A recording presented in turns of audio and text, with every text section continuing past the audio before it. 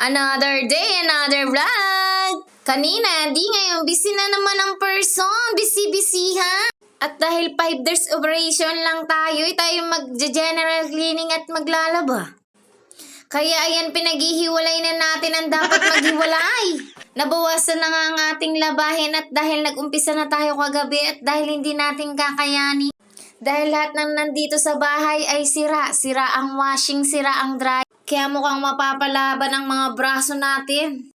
Inuna ko na nga pala kagabi mga puti at lahat ng maliliit para hindi ako ngayon ganun ka-stress. Yung pala mas maraming maliliit ngayon. At dahil 2 days tayong walang pasok, na nanawagan ako sa ating mga kapitbahay na magpalaba muna kayo sa akin. Aking side lang lamang. At kapag kayo po ay nagpalaba, ako po ay may kondisyon. Huwag niyo pong sasamahan ng maliliit. Dapat po puro malaki. Kahit po isama nyo lahat ng kobrikama nyo at mga kurtina. Yakang-yaka yan. At lahat nga ng gamit namin dito sa bahay ay gusto nang bumigay. Kaya pati ako gusto ko na rin bumigay. Charing lang yan. Pag nga pala tayo naglalaban ng dicolor, nilalagyan din natin ng konting sondro. Nang mamuti na, charing. Sa totoong buhay, masarap sanang maglaba, lalo na kung may sasampayan ka at hindi tumutulot, may dryer ka rin. Dahil ang hirap ng kumilos nang may papatak-patak dito sa loob ng bahay. Kala mo may ulan din. At di ko rin alam kung saan isisiksik yung iba kong sinampay. Dahil hanggang ngayon yung uli kong sinampay, hindi pa rin tuyo. Hindi pa nga tayo masyadong nakapag-uumpisa pero may bata nang nagwawala at binabantayan ako, security guard yan. Hindi ko nga alam kung gusto akong tulungan o gustong manggulo. Dahil kada may tatama sa kanyang bula, tuwan-tuwa siya at gusto na nga niyang makialam. Sa punto nga na iyan ay gusto niya na talagang manggulo at gusto niya na rin tumulong na mapadali daw ang aking ginagawa. Dahil nga sa totoong buhay, napakarami nating lalaban ngayon. Mukhang kalangahating araw tayong magkukus-kus-kus-kus mo, Julie, kus-kus mo doon, kus-kus dito.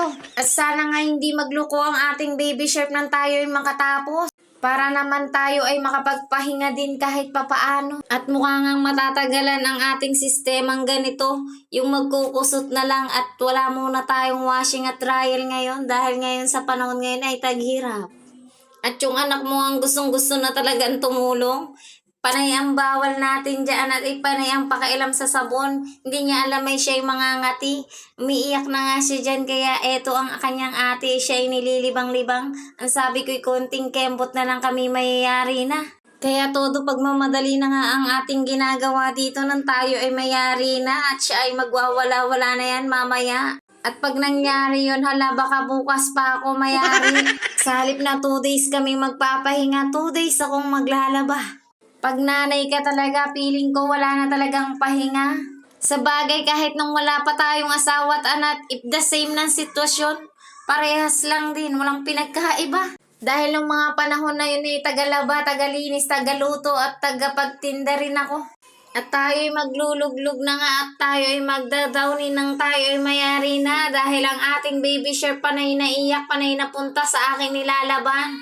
Baka mabasa at siya ay sipunin at tubuhin, lalo lang tayong magkakaproblema. At habang palapit naman ng palapit ang ating pagyayari sa ating paglalabay, ang ating anak ay lalo na rin nagwawala. Mukhang nagtitrigger na siya at mukhang nagsusuper science na. Kaya naman tayo ay todo gigil na bilisan natin nang tayo makayari na at mahirap nang may binabalikan. At sana all nga may binabalikan. Ang hirap kasing maglaban ng may pabalik-balik, nakakatamad na yun. Dahil pag nahiga ka na, tuloy-tuloy na ang tulog. Bye-bye!